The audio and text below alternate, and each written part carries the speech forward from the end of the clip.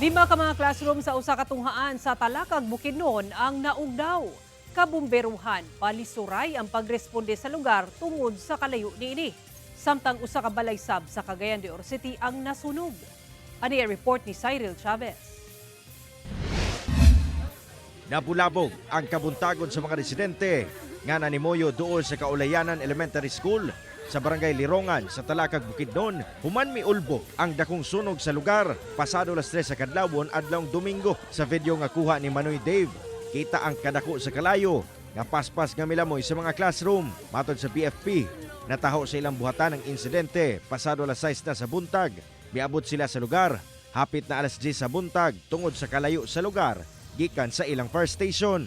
Walay natalang nasamdan sa hitabo samtang ginasubay pa ang posibleng rason sa sunog. Mikabat sa 266,000 pesos ang natalang danyos. Ang kalayo na ni sir gikan sa fire station paingon sa fire scene mukabat sa 73 kilometros kapin kun kulang. Kay kani siya naimutang kini ang eskwelahan bahin na sa bukid sa Talakag. Paingon na sa Mount Kalatungan dapita nga area sir. Ug daw sab ang usa ka panimalay sa Zone 3 Matilde Street, Barangay Carmen, Cagayan de Oro City. Human miulbo ang sunog sa lugar pasado las 11 sa buntag adlawng Domingo. Base sa BFP, first alarm lang ang sunog ug ana sa 280,000 pesos ang danyos ni ini. Ginasubay pa nila ang tinubdan ni ini. Mao yun na ang problema namo karon kay naglisod mi og access sa lugar kay nakita ninyo pila ka hose.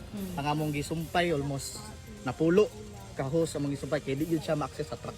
Kay sudlunon kayo ang lugar ni sir. Nasayran nga walay tao ang balay diyang nasunog kini tungod tua sa iyang igsuon ang tagbalay ni adtong higayuna. Sa ako ginabalaan sa kong brother, gusto mulakaw na siya. Di nagaibot gina siya sa iyang mga clients. Sa kanang mga kwan ba. Ayan na siya mulakaw. Cyril Chavez, One Mindanao.